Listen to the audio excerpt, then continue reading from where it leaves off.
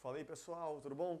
Sou o professor Luiz Mion, estamos de volta aqui com a nossa aula de Geografia da População, dando continuidade, ao conteúdo relacionado às transformações estruturais, comportamentais que levam a população de maneira geral, as sociedades, a mudarem as suas características. E no nosso tópico de hoje a gente vai trabalhar aqui agora pirâmide etária.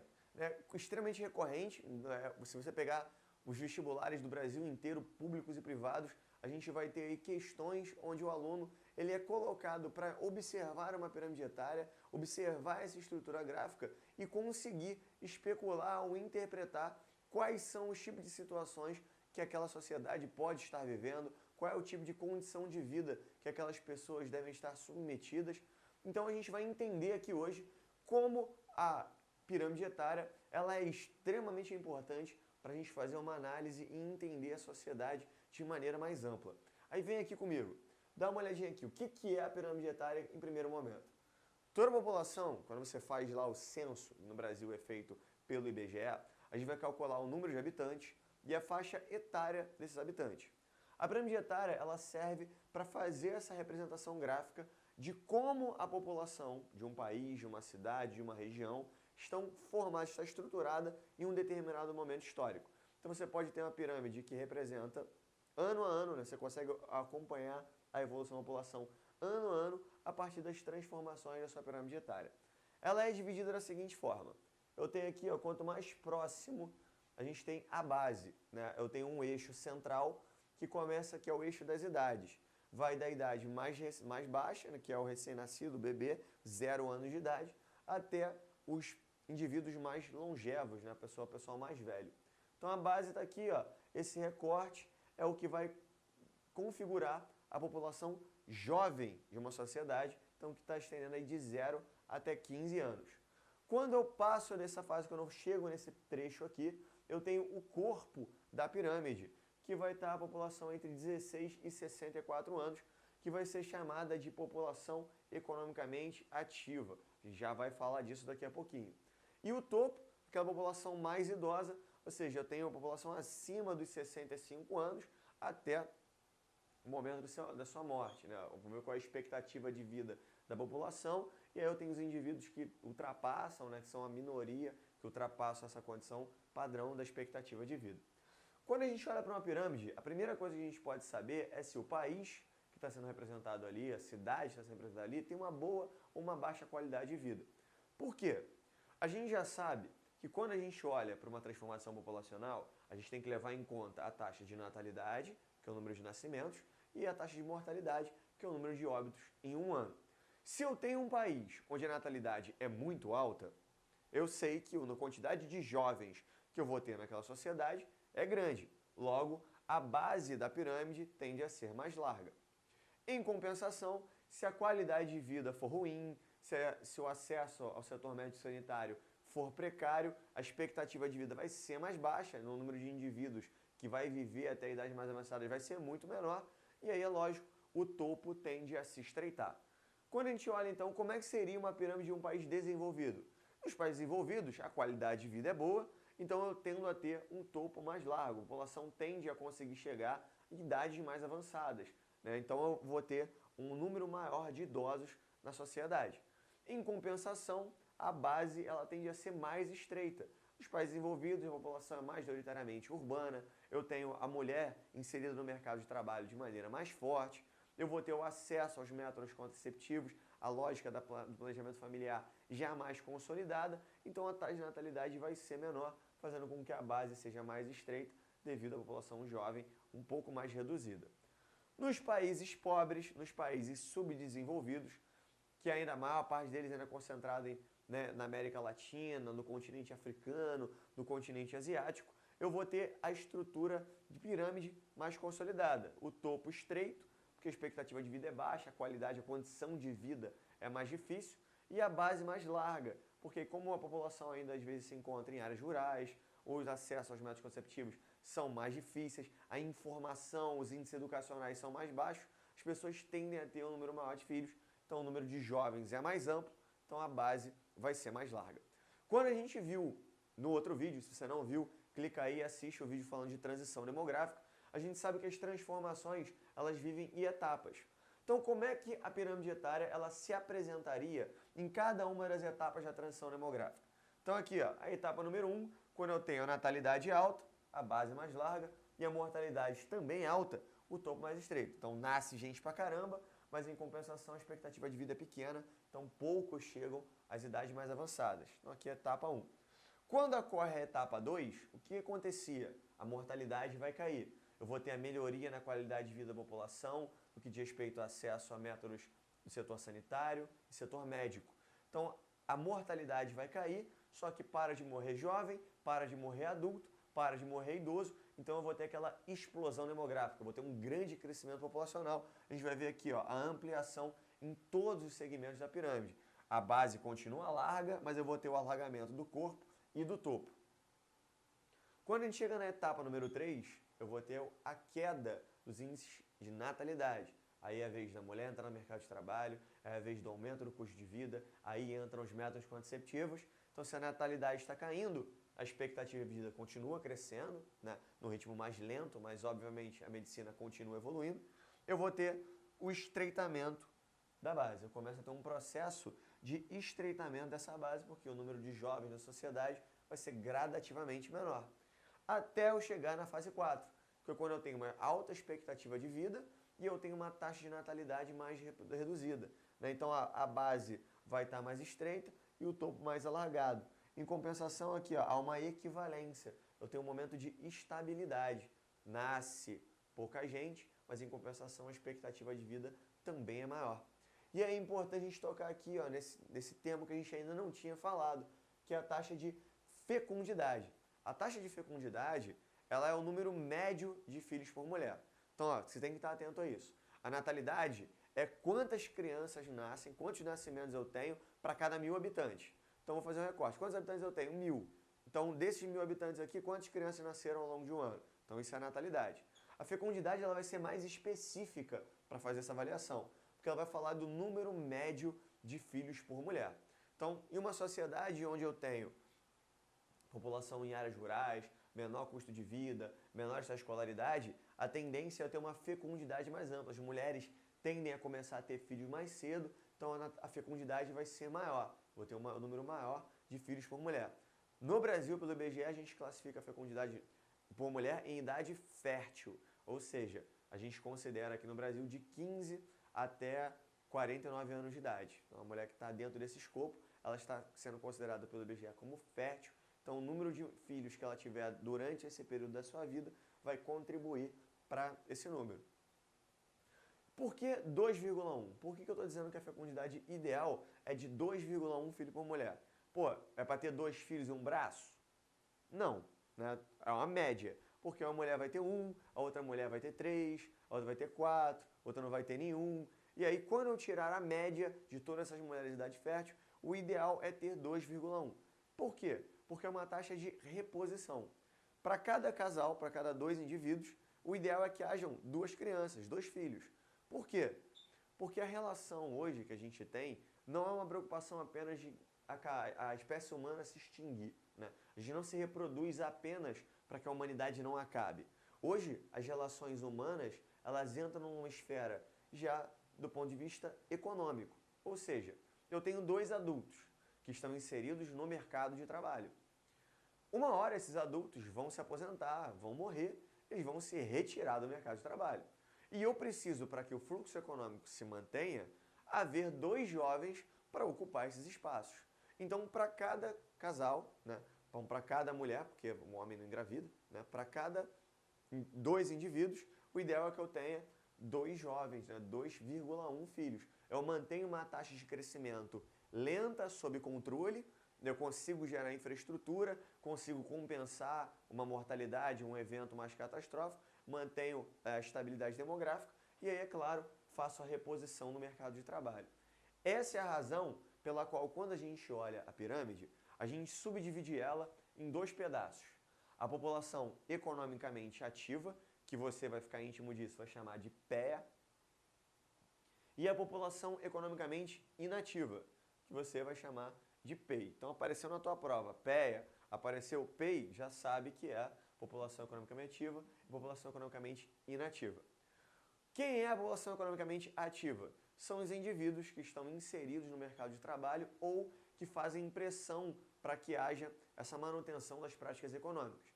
Quem compõe isso? Então, jovens a partir de 16 anos, que são considerados aqui, pessoas inseridas no mercado de trabalho e desempregados que estejam procurando emprego. Importante isso. O cara pode estar desempregado, mas ele tem que estar procurando emprego. Por quê? Porque no momento onde ele, apesar de desempregado, continua procurando emprego, ele colabora para fazer a regulação do valor dos salários. Lembrar, quanto maior a oferta de mão de obra, os salários tendem a oscilar de acordo com isso. Então, se tem muita gente para trabalhar, os salários tendem a cair. Se tem pouca gente para trabalhar, os salários tendem a aumentar. Essa é uma daquelas coisas que você leva em consideração na hora que vai escolher a sua carreira. Coisa assim, o que faz uma carreira ganhar mais ou uma carreira ganhar menos? Um dos elementos é a disponibilidade de trabalhadores. Se eu tenho uma carreira nova, como por exemplo, programador, né, o pessoal de TI, que são mercados novos, que tem poucos profissionais qualificados para cumprir essas tarefas, os salários deles tendem a ser maiores.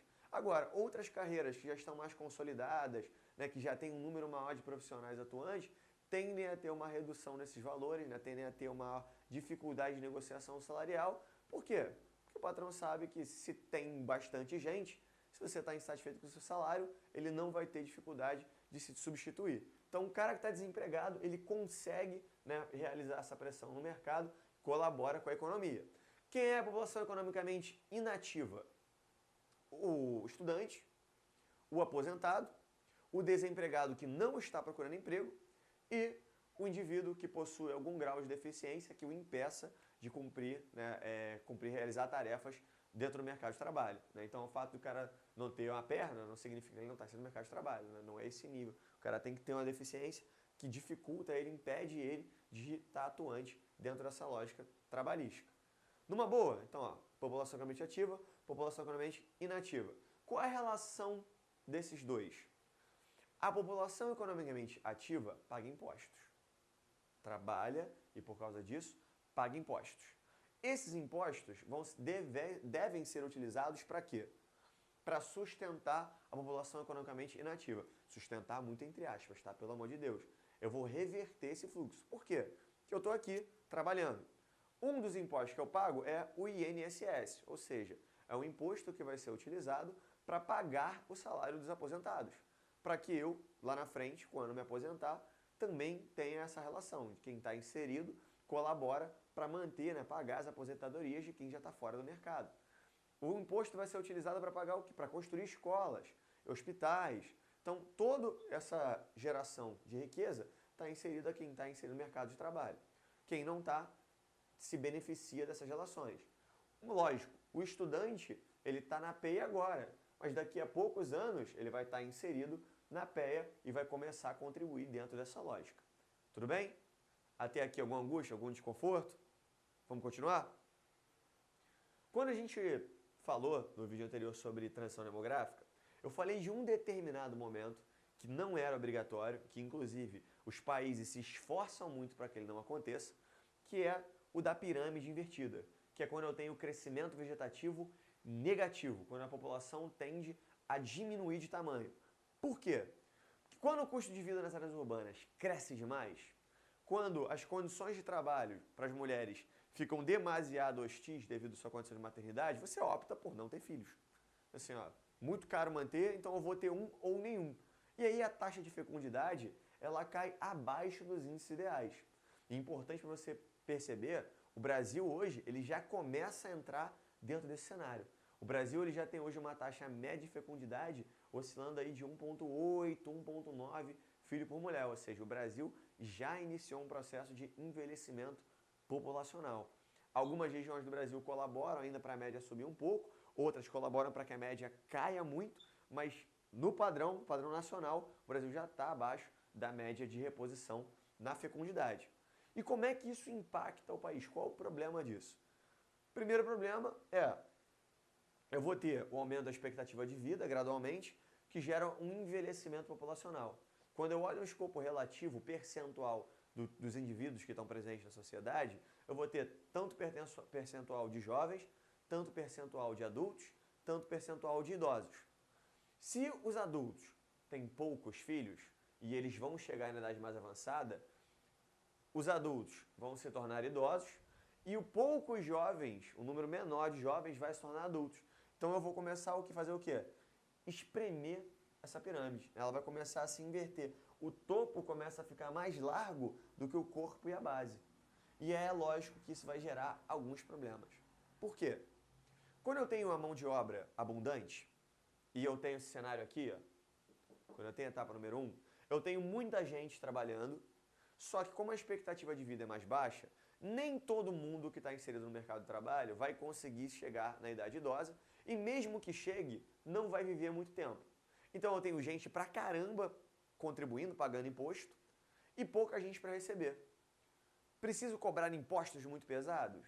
Não, porque como tem muita gente contribuindo, cada um vai dar um pouquinho e eu vou conseguir colaborar, vou conseguir suprir essas necessidades do setor previdenciário. Quando esse processo de inversão começa a acontecer, eu tenho cada vez menos gente inserida no mercado de trabalho e cada vez mais gente se aposentando. Eu tenho mais gente para receber e cada vez menos gente pagando os impostos, contribuindo. Eu vou começar a gerar um desequilíbrio, as contas vão começar a ficar mais apertadas. Quando isso aqui ocorre, então, a inversão da pirâmide, eu vou ter a escassez de mão de obra. Por quê? Como eu não tenho 2 jovens para cada 2 adultos, o adulto se aposenta e vai faltar jovem para ocupar o seu espaço no mercado de trabalho. Então, vou ter um cenário de escassez de mão de obra. MDO aqui, para quem não sabe, gente, é a abreviação aí que a gente usa para falar de mão de obra. E aí, é claro, a crise no setor previdenciário, porque eu vou ter os aposentados não conseguindo receber suas aposentadorias, e aí, problema. As medidas que eu tenho, uma vez que você deixou isso aqui acontecer, as medidas que eu tenho para solucionar isso são um pouco impopulares. Primeira delas, vamos lá. Medida em longo prazo. Tem que estimular a galera a ter filho. Eu tenho que adotar medidas de incentivo à natalidade. E são diversas pelo mundo. Você tem desde países que pagam, né, dão auxílio financeiro para que os pais decidam, então, qual é o seu problema? Por que você não quer ter filho? Ah, eu não quero ter filho porque é muito caro. Não tem problema. Então o governo vai pagar para você um valor mensal fixo para que você possa ter filhos. Né? Não tem, pro dinheiro é problema. Ah, não tem problema. Ah, eu não sei cuidar de criança. Tem um exemplo aí do governo francês, a iniciativa deles, de que durante um determinado período, assim que seu filho nasce, eles mandam um funcionário público na sua casa que vai te ensinar a cuidar do seu filho. Então, como é que troca a fralda? Quando o bebê tem, quais são os cuidados que tem que ter? Então, se o seu problema era esse, não tem problema, o governo vai pegar e vai te dar esse suporte. Ah, porque o empregador não gosta com a licença de maternidade, né? Não tem problema. Então, o governo pega países como Dinamarca, Suécia, 80% do seu salário durante o período de licença maternidade e paternidade é pago pelo Estado. Então, o empregador, ele diminui os encargos em cima dele para que ele não veja como problema contratar a população jovem e o jovem não veja como problema também dar início a uma vida familiar por conta de comprometer sua vida profissional. Então, primeira coisa que você tem que fazer, incentiva a natalidade. Claro, por que é de longo prazo? Porque o moleque que está nascendo agora só vai ser no mercado de trabalho daqui a 2 décadas. Então não dá, se você já chegou nesse cenário, não adianta, você não vai conseguir resolver agora com essa medida para longo prazo. Medidas de curto prazo, o que você tem que fazer para resolver o problema? Primeiro, aumentar os impostos. Então o cara que está inserido no mercado de trabalho vai ter os seus impostos aumentados e diminuir, congelar as aposentadorias. Você começa com arroz, você começa com um processo, as medidas que chamam de austeridade. Porque o aposentado vai começar a ganhar menos, quem está contribuindo vai ganhar mais para essa conta poder fechar. E as medidas também de que já não tem gente para trabalhar. Então vamos começar a chamar gente de fora. Começa um incentivo migratório para poder ocupar esses postos de trabalho que estão vazios, né, que precisam ser ocupados. O problema é que o incentivo à migração, ela vem junto com outro problema, né, que é um grande mal aí do final do século XX e do século XXI, que é a xenofobia, a aversão ao estrangeiro. Muitos países cria-se a impressão de que o estrangeiro que está chegando lá está roubando o trabalho do nativo, né, do cara que é originário daquele país, originário daquele local. Quando, na verdade, o governo adota medidas, países, por exemplo, como o Canadá, países como a Austrália, a Alemanha começou a fazer isso agora, né, a gente vive hoje em meio a uma crise na zona do euro, E a Espanha é um país muito afetado. A Espanha é um dos países que tem maiores índices de desemprego entre as populações jovens. Porque a Alemanha vive um cenário de envelhecimento populacional e escassez de mão de obra.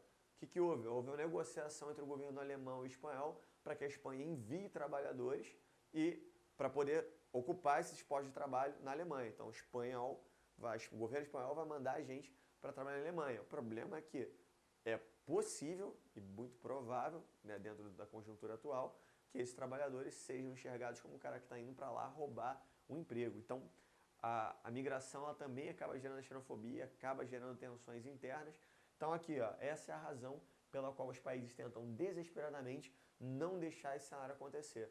As reformas da Previdência, as reformas das legislações trabalhistas, do que diz respeito à licença maternidade e paternidade, têm que ser revistas para que a concepção de ter mais ou menos filhos possa ser suavizada e aí a fluidez econômica e demográfica possa acontecer de forma equilibrada.